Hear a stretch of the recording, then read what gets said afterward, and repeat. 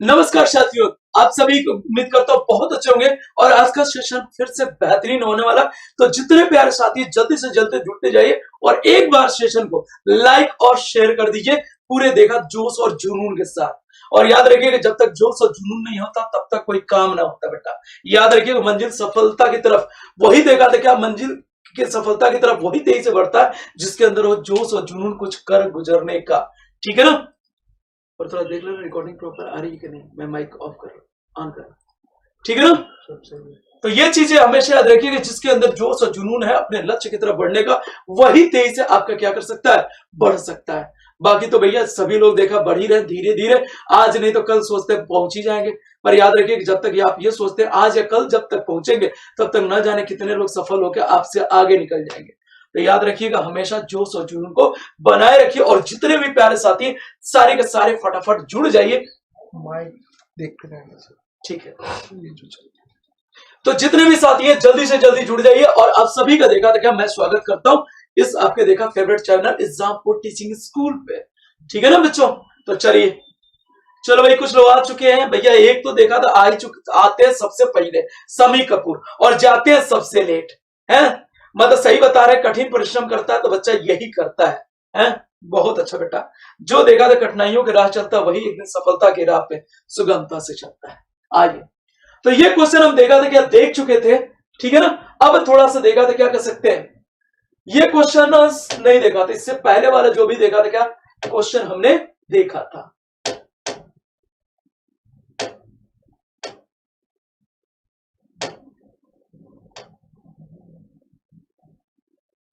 ठीक है ना। चलिए,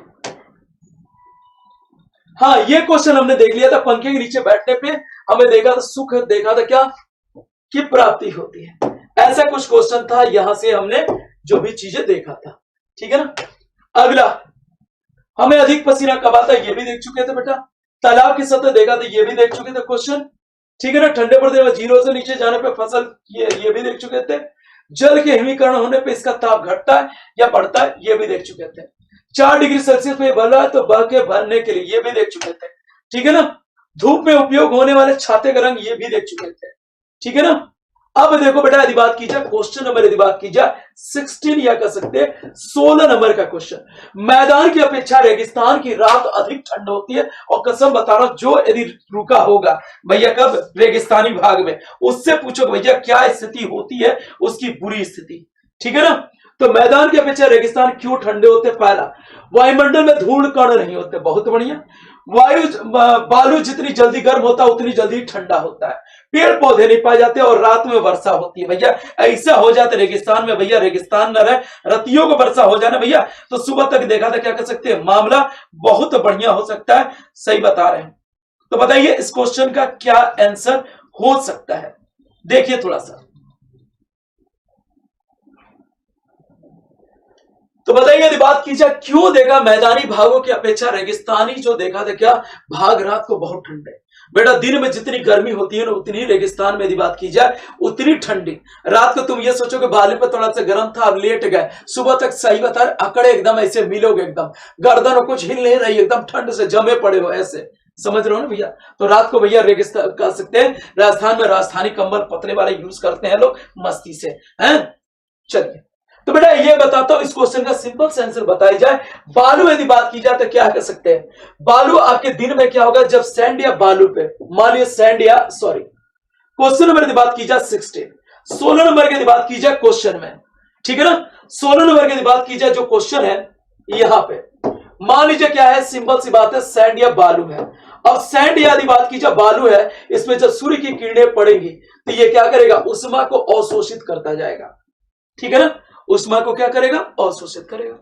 अवशोषित करेगा तो देखा था कि अब सैंड या बालू गर्म होता ही जाएगा, होता ही जाएगा।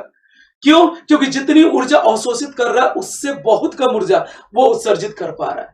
इससे क्या होगा, सिंपल सी बात है सैंड बालू गर्म होगा, बालू गर्म हुआ तो बालू के संपर्क में जो वायु या हवा आई वो भी गर्म हो गई, पूरा का पूरा वातावरण देखा था कन्वेक्शन या संवहन विधि द्वारा गर्म हो गया। अब देखा था ढल गई शाम हो गई रात, ढल गई शाम हो गई रात। ढल गई, जब शाम हो गई, रात, तो क्या होगा, सूर्य ढल चुका है। अब देखा था क्या, अब इसको अतिरिक्त जो भी उष्मा सूर्य की किरणों से मिलते मिल नहीं रहा था। अब ये क्या होगा, इसकी जो भी हीट या उष्मा होगी, ये देखा था क्या होगा, ये उष्मा इससे निकलना शुरू होगी और धीरे धीरे सैंड या बालू, देखा था रात जैसे से ढलेगी, ठंडी होती जाएगी और इसके संपर्क में जो हवा आई, ये भी हवा क्या होगी, ठंडी, और पूरा वातावरण रात के देखा था क्या, मध्य रात्रि या उसके बाद पूरा वातावरण ठंडा। तब कहने का मतलब बालू जितनी तेजी से गर्म होता है, उतनी तेजी से शाम ढलने के बाद क्या ठंडा होता है। इसलिए पूरा का पूरा जो वातावरण है देखा तो मस्त हो गया, ठंडा हो गया भैया। और तुमने यदि लापरवाही बरती तो तुम हमेशा के लिए ठंडे हो जाओगे, ठीक है ना। चलिए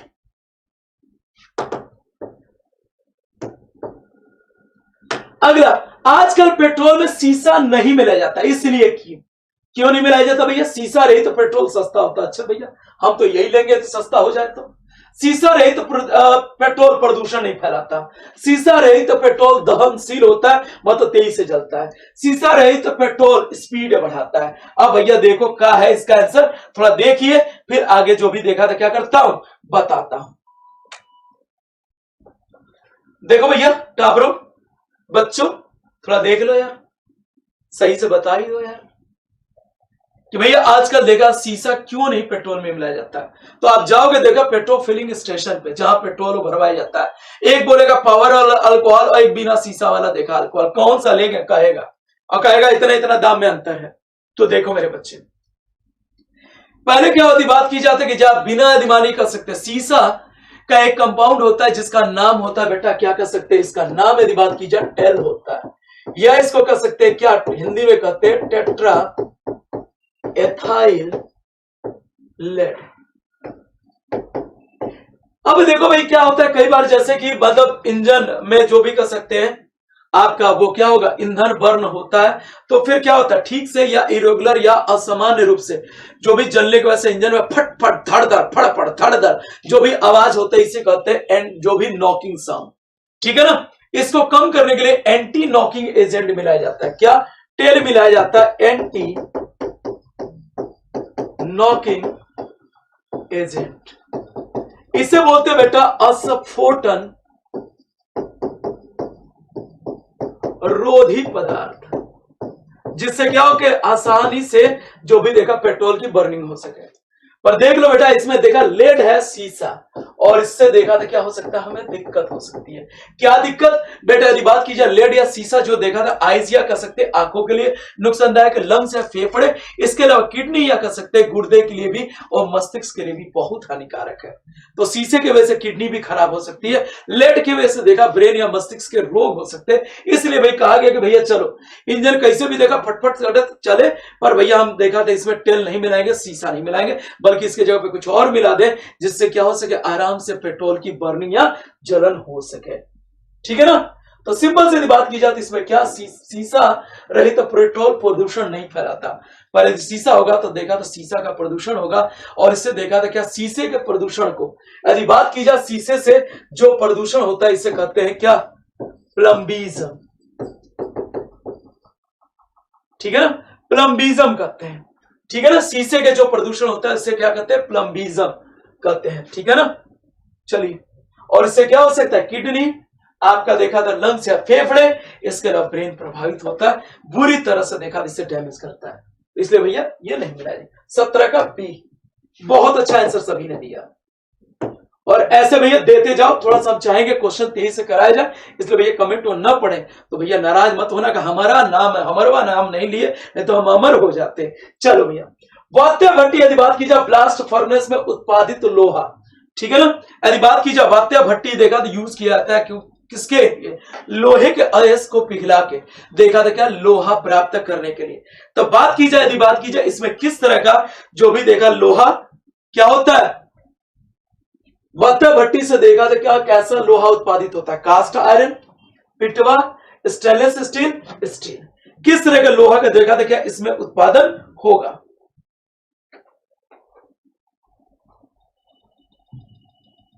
बताइए बच्चों जल्दी,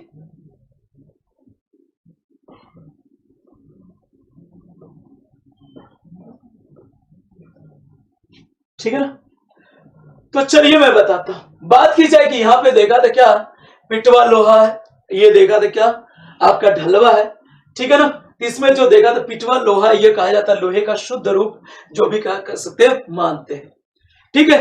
पर यहां शुद्ध रूप नहीं मिलेगा, तो भैया हम क्या करेंगे, वात्या भट्टी में जब देखा तो क्या करेंगे, यहाँ पे जो लोहे का देखा अयस्क का डालेंगे, तो हमें क्या मिलेगा, सिंपल सी बात कर सकते हैं क्या, कास्ट आयरन जो भी क्या होगा इसमें से हमें प्राप्त होगा, किससे, जो भी कर सकते हैं वात्या भट्टी। और वात्या भट्टी में टेम्परेचर इतना होता है कि कोई भी मेटल या धातु यदि डालो तो उसे मेल्ट या कर सकते हैं पिघलाने की बहुत अच्छी देखा था क्षमता रखता है। इसीलिए मेटलर्जिकल प्रोसेस या कर सकते हैं धातु निष्कर्षण के प्रक्रिया में, मतलब अशुद्ध अयस्क से शुद्ध धातु प्राप्त करने की प्रक्रिया कहलाती है मेटलर्जी या धातु निष्कर्षण प्रक्रिया।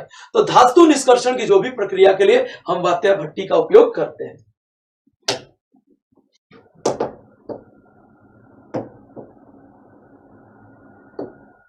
अगले यदि बात की जाए क्वेश्चन नंबर, यदि बात की जाए क्या क्वेश्चन नंबर, यदि बात की जाए मेरे बच्चे 19 या 19 नंबर का क्वेश्चन, पानी ऊपर से देखा, पानी से ऊपर तक भरे मग में पानी के सतह पे बर्फ का टुकड़ा तैर रहा है। जब बर्फ का टुकड़ा पिछलेगा नहीं पिघलेगा, मतलब कहने का मतलब ये देखो भाई गिलास हो गया, ठीक है ना, ये मान लो गिलास हो गया बेटा, और इसमें हमने क्या कर दिया, सिंपल सी बात है पानी भरा है, ठीक है ना, और इसमें हमने क्या किया, एक बर्फ का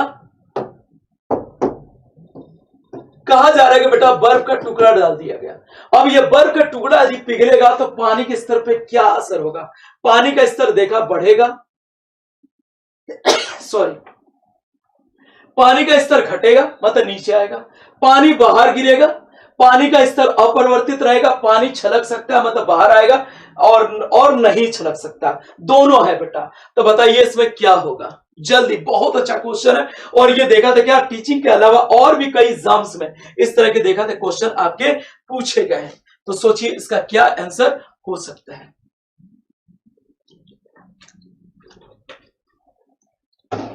और भैया गर्मी आ गई, थोड़ा सा पानी पिया करो,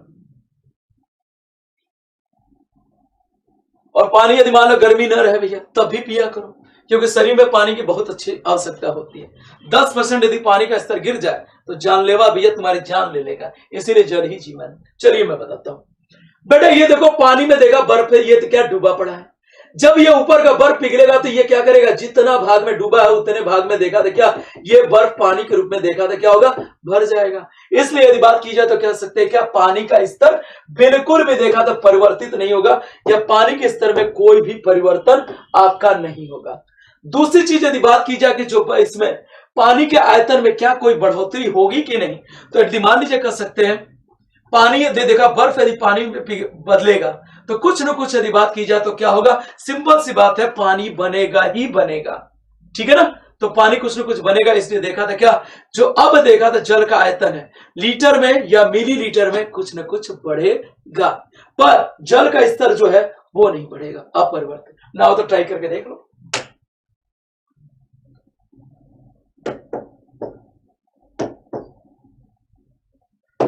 अगले यदि बात की जाए क्वेश्चन हमारे देखा 20, किस तापमान पर जल का घनत्व अधिकतम होता है। बेटा ये क्वेश्चन बहुत बार पूछे गए, चाहे कोई एग्जाम्स ले लो, टीचिंग के जितने भी आपके एग्जाम्स है, मुझे लगता है कि कोई ऐसा एग्जाम्स है जिसमें इस तरह के क्वेश्चंस आपके नहीं पूछे गए, कई बार पूछे गए। तो भैया बताइए किस तापमान पर यदि बात की जाए जल का घनत्व यदि बात की जाए मैक्सिमम या अधिकतम होगा। तो बेटा इस क्वेश्चन का मैं बता दूं, कई बार ये आंसर क्वेश्चन आ चुका है, इसका सबसे बेहतरीन आंसर होगा 4 डिग्री सेल्सियस पे जल का घनत्व अधिकतम, और सुबह भी बताया था।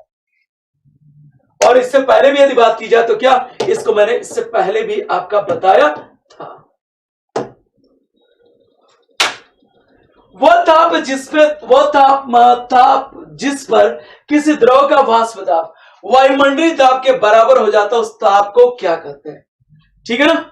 तो वो टेम्परेचर या ताप जिसमें देखा था क्या कह सकते हैं, जल को गर्म करने पर उससे उत्पन्न वाष्प का दाब वायुमंडलीय दाब के बराबर हो जाएगा। सोचिए इस क्वेश्चन का क्या आंसर हो सका है। मतलब क्वेश्चन में ऐसे से लाया कि पूरे यदि बात की जाए, सिंपल सी बात की जाए, पूरे के पूरे यदि बात की जाए क्वेश्चन के थ्रू पूरा आपका चैप्टर रिवीजन हो जाएगा विद कॉन्सेप्ट।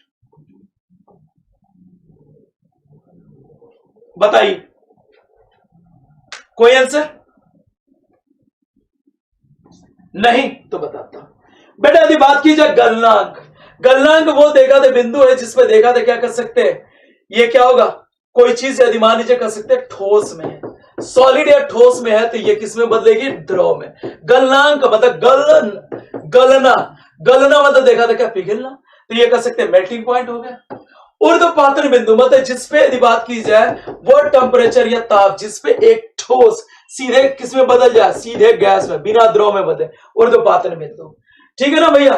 क्रांतिक अधिक टच, ये क्रांतिक देखा था कि ताप, क्रांतिक ताप मतलब देखा था एक ताप जिसपे मतलब नीचे आने पे उस ताप से मतलब नीचे पे वस्तु किसी और अवस्था में, उससे ऊपर जाने पे वस्तु किसी और अवस्था में, ये होगा।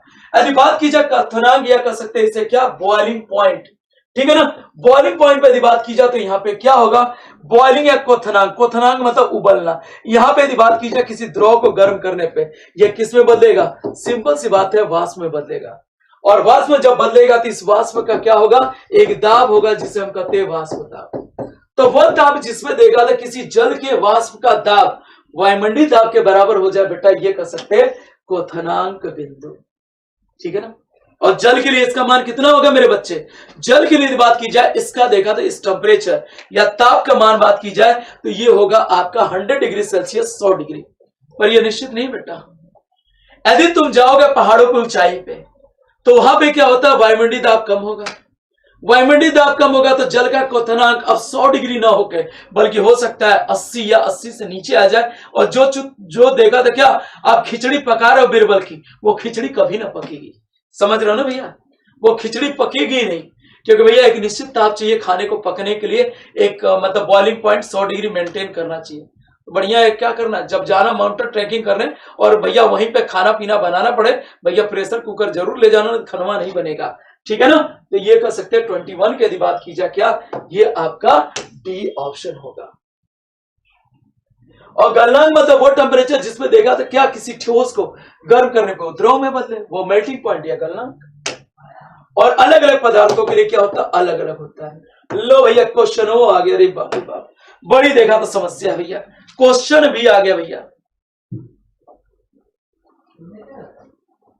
तो मान लीजिए देखा था 1.2 विशिष्ट घनत्व के द्रव में एक धातु के टुकड़े का भार क्या होगा, जिसका भार यदि बात की जाए कर सकते हैं हवा में 80 ग्राम है, पानी में 70 ग्राम है।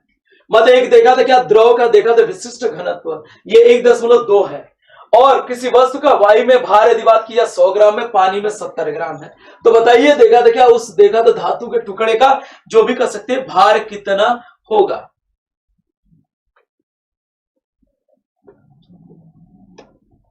बताइए कितना तक हो सकता है, कोई आंसर, प्रयास करो, नहीं आएगा मैं हूं।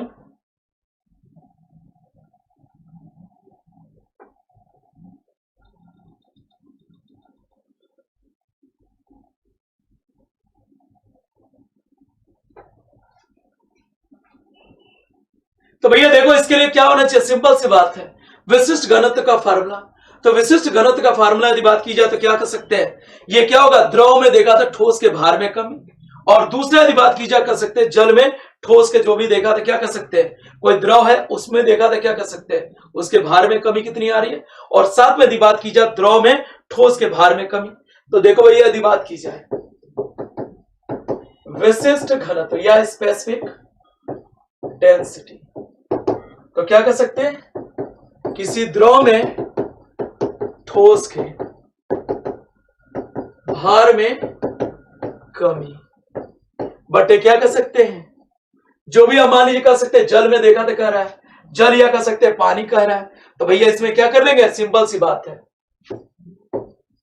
जल या पानी में ठोस के भार, ठोस के जो भी क्या कर सकते हैं, ठोस के भार में जो भी कर सकते हैं कमी। तो देखो विशिष्ट घनत्व का मान तो 1.2 है, और द्रव में यदि बात की जाए ठोस के भार में कमी, हमें देखा पता करना भैया, ये हमें पता नहीं है, ऊपर वाले को छोड़ दो। जल या देखा पानी में देखा था ठोस के भार में कमी, तो देखो यदि बात की जाए हवा में, ठीक है ना, हवा में कितना था 80, और यदि बात की जाए क्या पानी में यदि बात की जाए तो कितना था भैया 80, देखा तो ये कर सकते हैं क्या सिंपल सी बात है 70। भाई देखो उसके भार में कमी यदि बात की जाए तो निकालने के लिए क्या करेंगे, हवा में देखा था भार 80 ग्राम था, उसमें से देखा था पानी में देखा तो उसका भार 70 ग्राम, तो भैया कितने का अंतर आ रहा है, तो देखिए 1.2 ऊपर वाली वैल्यू ऐसे छोड़ दो 10 आया, ठीक है ना। अब 10 आया देखा था क्या, अब यहां से द्रव में ठोस के भार में कमी, ये निकालना है, पहले गुणा कर दो। अब गुणा करेंगे तो बेटा क्या हो जाएगा, सिंपल सी बात है,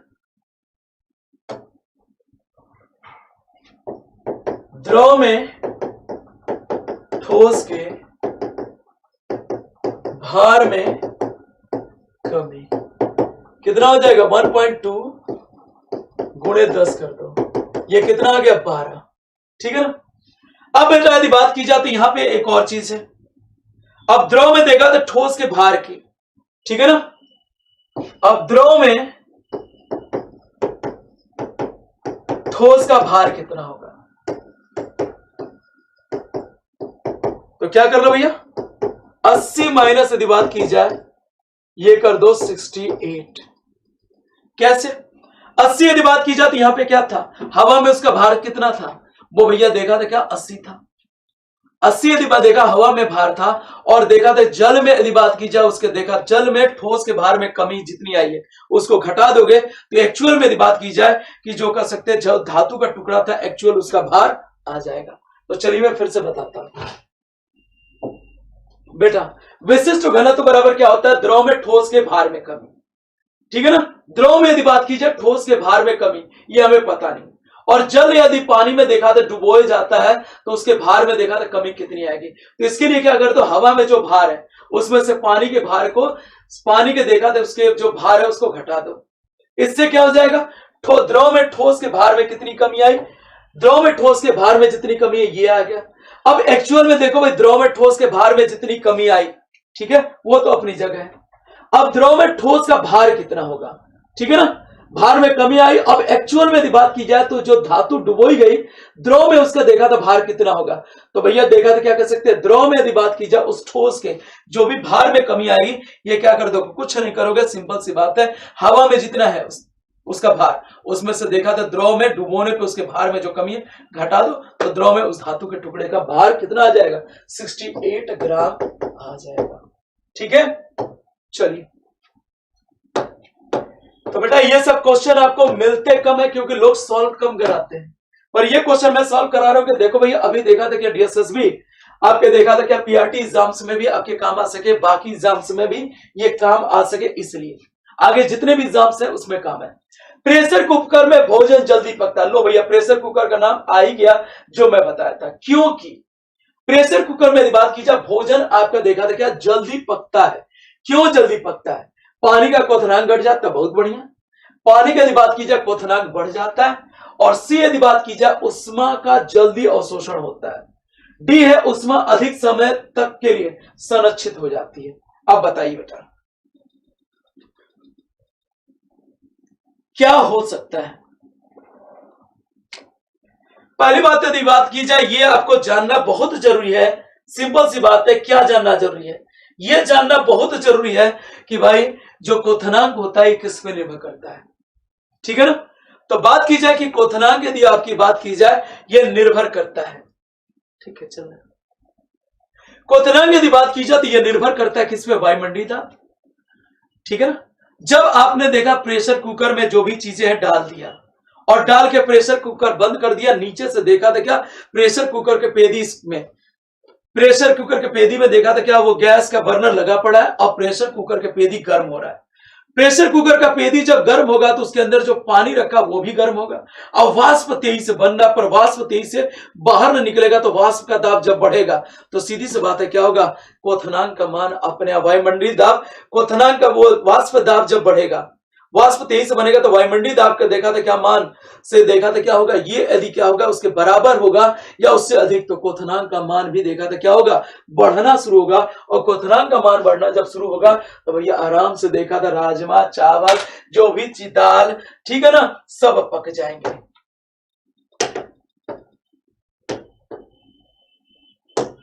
क्वेश्चन मैंने बात की जाए 24, किसी झील की सतह का पानी देखा तो बस जमने ही वाला है, तो झील के देखा अध्य स्थल में जल का तापमान क्या होगा? The surface of water of lake just about to freeze, what will the water temperature at the base of the lake. मतलब ये कह सकते हैं जल की देखा सतह का जैसे देखा तो बात की जाए पानी जमने की स्थिति में आ चुका है, एकदम जमने ही वाला है, तो ये बताइए कि जो कर सकते हैं आपका जो झील है, मान लीजिए ये कर सकते हैं एक झील का क्रॉस सेक्शनल एरिया, ये पानी है, ये पानी बिल्कुल जमने ही वाला था, पूरा पानी जमने ही वाला था, तो ये बताइए बॉटम पे तो पानी जमता नहीं है, यहाँ का पानी जमेगा नहीं, तो इस यहाँ पे जो पानी है उसका टेम्परेचर या ताप क्या होगा? 0 degree Celsius, 1 degree Celsius, 2 degree Celsius, 4 degree Celsius. बताइए कितना हो सकता है मेरे टाबरों, मेरे बच्चों, मेरे प्यारे लाडलो, कितना हो सकता है इसका टेम्परेचर या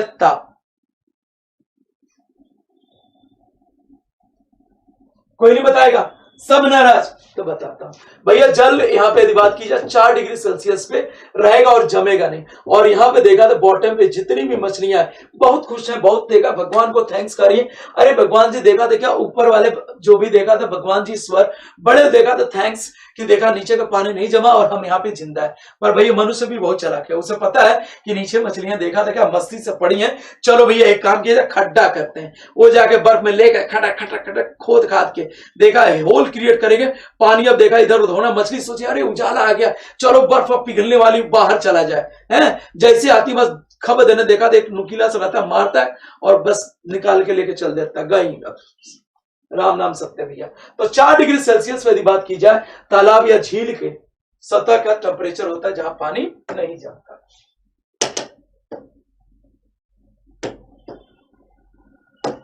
अगला 1270 से 1675 केल्विन पे वायु की अनुपस्थिति में कोयले को गर्म करने की प्रक्रिया क्या कहलाती है? लो भैया बहुत टफ क्वेश्चन। यदि बात की जाए 1270 से 1675 केल्विन पे यदि बात की जाए वायु की अनुपस्थिति में कोयले को गर्म किया है, चलो मान लीजिए 1675 है, ठीक है ना। अब इसमें से 273 घटा के इसको केल्विन में बदल देते हैं, देखते हैं कितना सेल्सियस में आता है। 2 हो गया, 0 हो गया, 4, 14 से मतलब देखा तो 2 डिग्री सेल्सियस पे क्या किया गया? कोयले को वायु की अनुपस्थिति में गर्म किया गया। तो सीधी सी बात है यहाँ पे बनेगा, मैं पहले ही बता दे रहा हूं, जो प्रोडक्ट बनेगा वो बनेगा कोल टार बनेगा।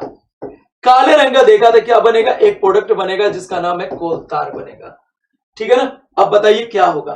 थर्मल क्रॉकिंग करते हैं, भंजक आसवन करते हैं, थर्मल डिस्टिलेशन करते हैं, कैटालिटिक देखा था ये कर सकते हैं, कुकिंग करते हैं। बताइए कैटालिटिक यदि बात की जाए क्रैकिंग करते हैं। क्रैकिंग मतलब देखा था किसी चीज को छोटे छोटे टुकड़ों में टूटना, तोड़ना, कोकिंग नहीं होगा,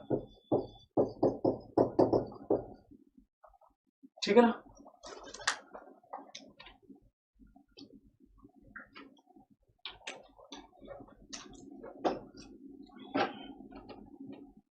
जल्दी से बता दीजिए इसका क्या आंसर हो सकता है।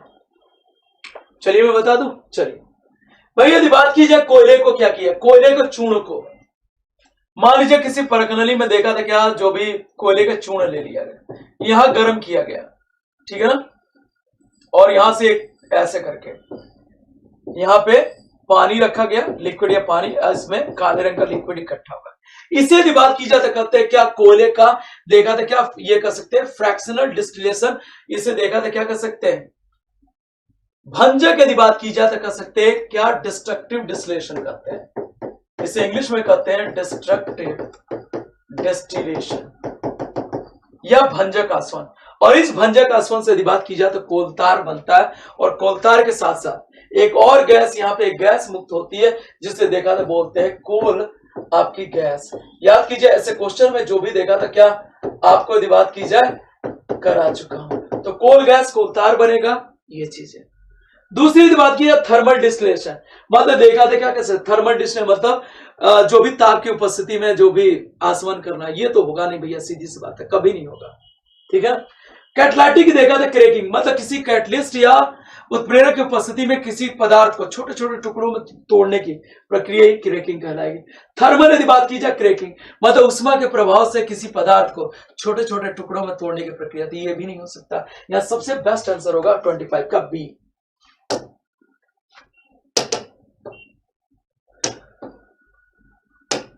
अगला यदि बात की जाए क्वेश्चन नंबर 26 है, आणविक संगठन के द्वारा उष्मा का संप्रेषण कहलाता है। What is the transmission of heat through molecular composition is called. मतलब कहने का मतलब है किसी देखा था क्या माध्यम में अणुओं की गति के द्वारा उष्मा का जो संचरण होता है, यह प्रक्रिया क्या कहलाएगी। आणविक संगठन द्वारा उष्मा का संप्रेषण मतलब देखा तो क्या कह सकते हैं, सिंपल सी बात है क्या, मतलब यहां कहने का मतलब कि माध्यम के जो अणु है या मॉलिक्यूल है, इनके देखा संप्रेषण मतलब एक जगह से दूसरे जगह गति की वजह से जो देखा उष्मा का संचरण होगा, ये क्या कहलाएगा बताइए। चलो बता देते हैं। ये भैया लोहे की रॉड है, गर्म किया गया, यहां मॉलिक्यूल एकदम पास है, ऐसे हिल डुल नहीं सकते। तो यदि मान लीजिए एक अणु को यहां गर्म किया थी, गर्म होकर अपनी उष्मा को इसको दिया, अपनी जगह से बस उष्मा को देखा तो क्या कर रहा है, ये सिर्फ स्थानांतरित कर रहा है। संवहन में यदि बात की जाए, ये कह सकते हैं क्या, गर्म किया गया। तो यहां का अणु गर्म होकर ऊपर गया, ठंडा वाला नीचे आया, फिर ये चली, ये प्रक्रिया संवहन। विकिरण विधि में तो भैया माध्यम के किसी कण की जरूरत नहीं है, स्कैटरिंग से कोई मतलब नहीं। तो ये यदि विधि बात की जाए संवहन विधि है, जिसमें देखा था क्या अणुओं के एक स्थान से दूसरे स्थान गति के वजह से क्या होता है, उष्मा की यदि बात की जाए संचरण होता है। तो 26 का बी।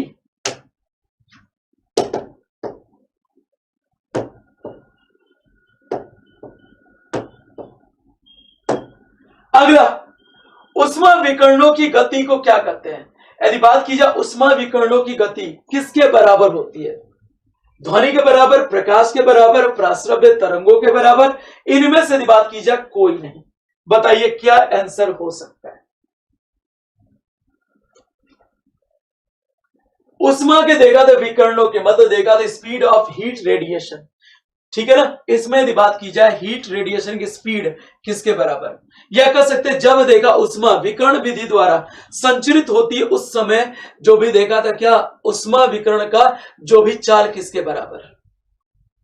और रेडिएशन मेथड यदि बात की जाए तो इसके द्वारा उष्मा का संचरण आपका वैक्यूम या निर्वात में भी हो सकता है। समझदार के लिए इशारा काफी है। इसका आंसर क्या होगा आप बताइए, सोचिए और बताइए। समझदार के लिए इशारा काफी है, तो भैया अब सही बता दीजिए।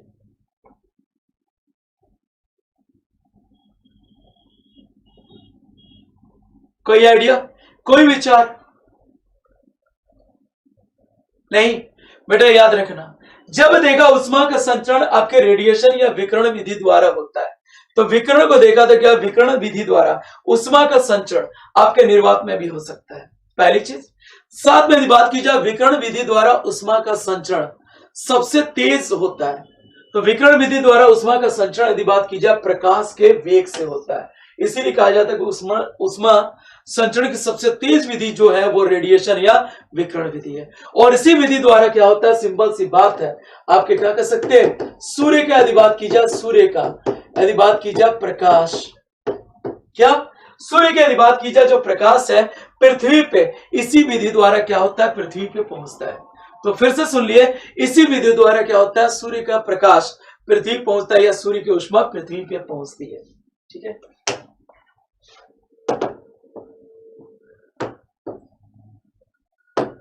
अगला, लोहे की यदि बात की जाए एक हथौड़े को धूप में रखा जाए, ध्यान से सुनिएगा, लोहे की यदि बात की जाए एक हथौड़े को यदि क्या किया जाए, जो भी धूप में रखा जाए, तो यह इसके लकड़ी के हत्थे से अधिक गर्म होता है।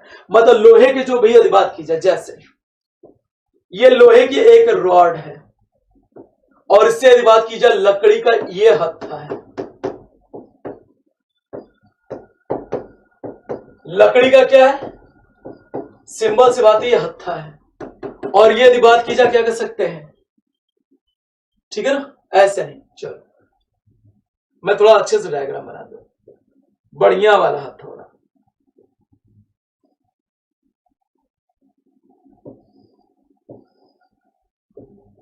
ये देखा देखा लोहे का हथौड़ा,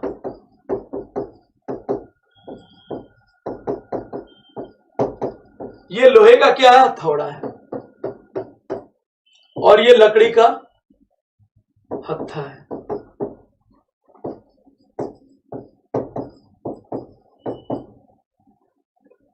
तो कहा यह जा रहा है, धूप में रखा गया जैसे भी, तो ये कहा जा रहा है कि जो लोहे का ये हथौड़ा वाला जो भाग है ये ज्यादा गर्म होगा किससे, लकड़ी से। क्यों बताइए। पहला ऑप्शन है लोहा उच्च तापक्रम पे होता है, अच्छा जी। लोहा लकड़ी से काला होता है, बढ़िया है। लोहा अधिक उष्मा को अवशोषित करता है, लोहा उष्मा का सुचालक है। बताइए इसका क्या आंसर हो सकता है। और बात की जाए तो क्वेश्चन एक और समझ लो कि जो देखा था लोहे का, देखा था हथौड़ा है, ये गर्म किस विधि द्वारा, उष्मा संचरण की किस विधि द्वारा जो भी आपका गर्म होगा वो देखा था, क्या प्रोसेस या विधि बताइए, किस प्रोसेस या मेथड के द्वारा देखा था क्या लोहे का हथौड़ा आपका गर्म होगा। तो जल्दी से ये जो भी क्या करिए बताइए।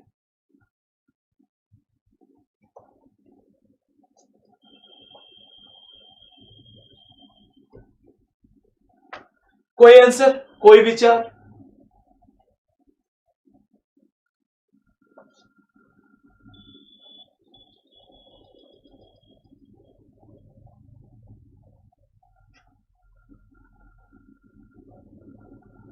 कोई बता सकता है इसमें।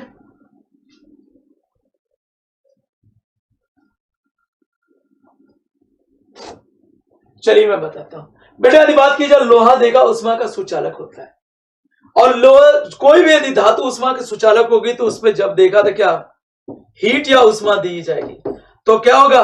यदि बात की जाए चालन विधि द्वारा, चालन या यदि बात की जाए क्या कंडक्शन मेथड, चालन या कंडक्शन मेथड से यदि बात की जाए वो देखा था गर्म होगा, क्योंकि ये धातु है और धातुओं में देखा था कंडक्शन या चालन विधि द्वारा धातुएं गर्म होती हैं। तो 28 की यदि बात की जाए डी।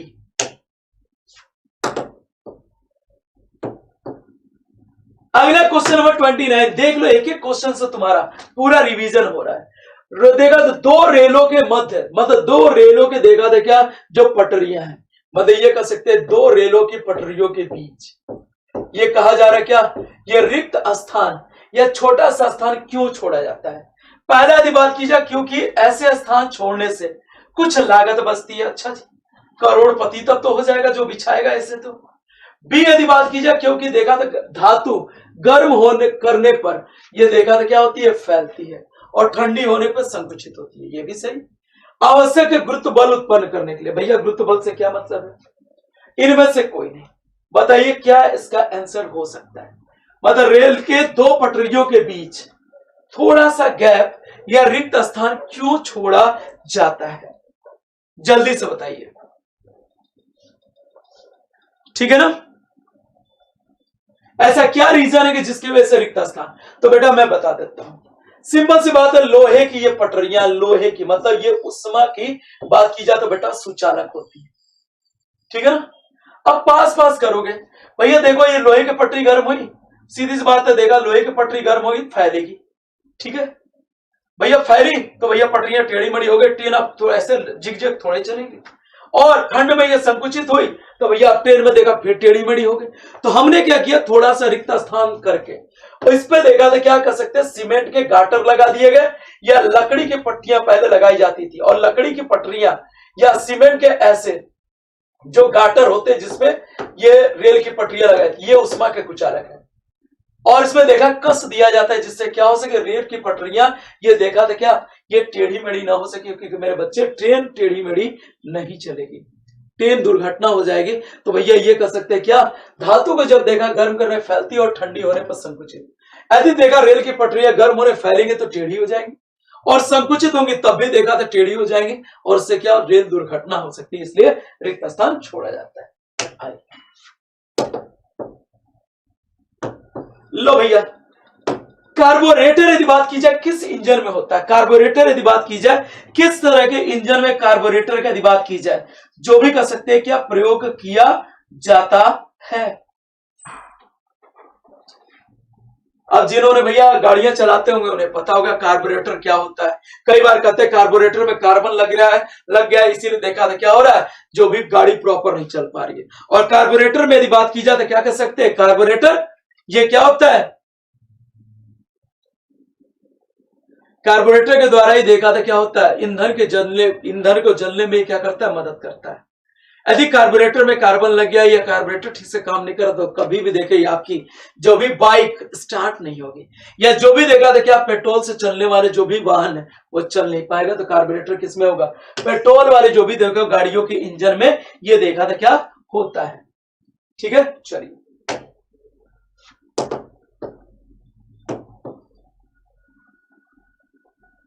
उष्मा को विद्युत ऊर्जा में रूपांतरित करने के लिए प्रयोग किया जाता है किसका, हाइड्रोमीटर, ताप युग्म, वोल्ट मीटर, प्रकाश वैद्युत सेल।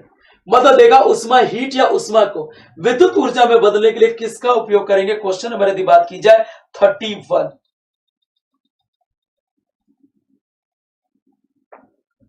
बताइए।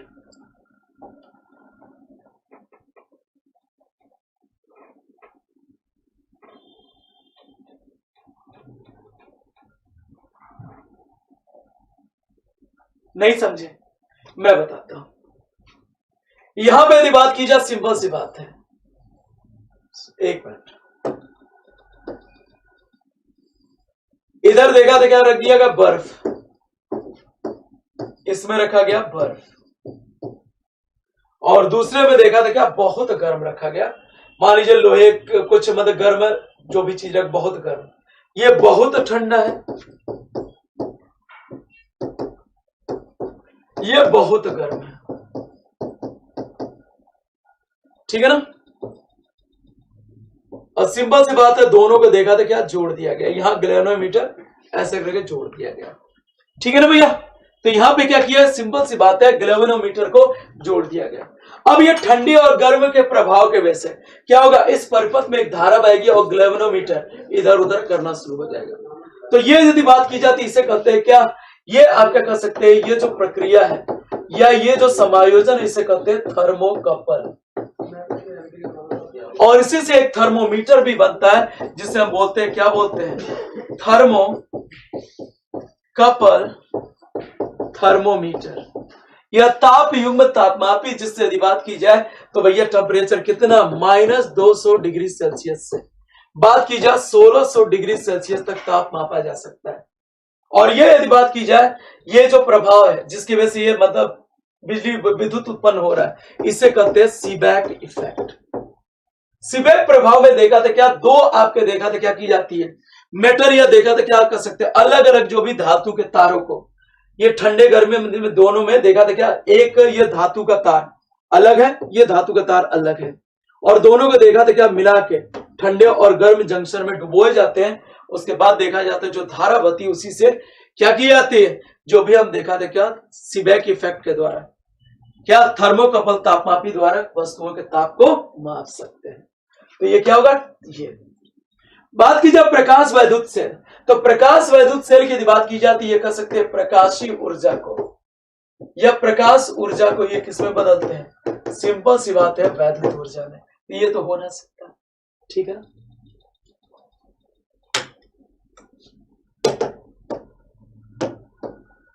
अगला, 1 केजी जल का तापमान 30 से 80 डिग्री बढ़ाने के लिए आवश्यक ऊष्मा की मात्रा कितनी होगी, बताइए।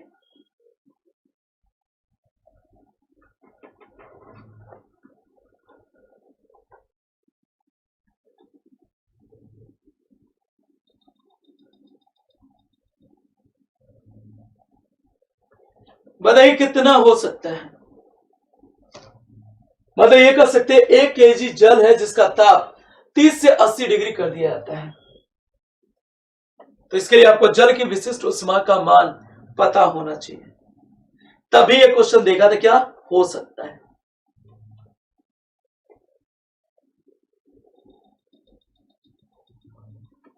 कोई आंसर, प्रयास कीजिए, नहीं आएगा मैं बताता हूं। चलिए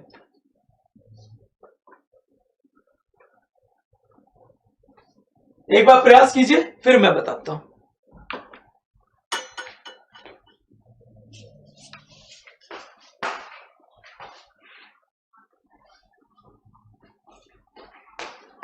चलिए प्रयास कीजिए। चलिए मैं बता देता हूं इसका आंसर। Q इसका यदि बात की जाए MS डेल्टा T, M कितना 1 kg, जल की विशिष्ट ऊष्मा 1, ताप में अंतर कितना है 80 माइनस 30 कर दो तो कितना हो गया 1 गुणे 1 गुणे 50। तो सीधी सी बात है, यदि बात की जाए तो कितना होगा 50 किलो कैलोरी देखा तो ऊर्जा की जरूरत होगी जल का ताप देखा तो इतना बढ़ाने के लिए। तो आज के सेशन को यहीं पे जो भी देखा था खत्म करते हैं। सेशन को लाइक और शेयर कर दीजिएगा। जय हिंद, जय भारत, जय एग्जामपुर, विजय कर एग्जामपुर।